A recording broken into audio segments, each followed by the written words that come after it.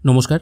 শ্রমশ্রী প্রকল্পে অনেকেই কিন্তু আবেদন করছেন, কিন্তু আপনারা কি জানেন না জেনে আপনারা যদি আবেদন করেন আপনার এই আবেদন কিন্তু রিজেক্ট হয়ে যাবে। দেখুন, মুখ্যমন্ত্রী ঘোষণা করেছিলেন যে সমস্ত পরিযায়ী শ্রমিকরা বাইরে কাজ করছেন এবং কোনো না কোনোভাবে বাইরে থেকে কাজ হারিয়ে নিজের রাজ্যে এসে বসে আছেন, অথবা এরকমও হতে পারে যারা বাইরে কাজ করছেন কিন্তু তাদের কাজ করতে ইচ্ছে করছে না, কোনো না কোনোভাবে তারা হয়তো অত্যাচারিত হচ্ছেন বা কোনো সমস্যা হচ্ছে তাদের, তারা বাংলায় ফিরে আসতে চাইছেন, তাদের জন্য কিন্তু এই শ্রমশ্রী প্রকল্পটা।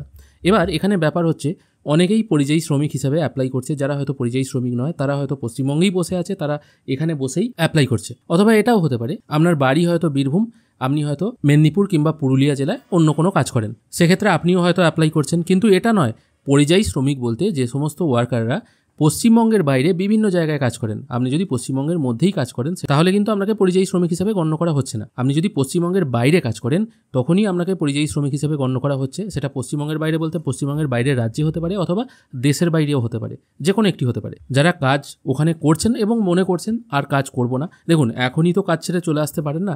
আপনাদের যত কষ্টই হোক না কেন উপার্জনের একটা মাধ্যম তো খোলা রাখতে হবে। সেক্ষেত্রে অনেকে মনে করছেন যে কাজ করে যাই, যদি কোনো বেটার অল্টারনেটিভ পাই তাহলে আমরা কাজ ছেড়ে দেবো, এরকম যারা মনে করছেন, মানে কাজ ছেড়ে চলে আসতে চাইছেন এবং যারা কাজ ছেড়ে চলে এসেছেন এখানে বসে আছেন, তাদের জন্য কিন্তু এই শ্রমশ্রী প্রকল্প চালু করা হয়েছে। তাই আপনারা যে যেমনভাবে আছেন, হয়তো কেউ স্টুডেন্ট আছে সেও অ্যাপ্লাই করছে, কেউ হয়তো ঘরের বাইরে একটা দোকান আছে সেও অ্যাপ্লাই করে দিচ্ছে, তাহলে কিন্তু আপনারা এই শ্রমশ্রী প্রকল্পের টাকা পাবেন না।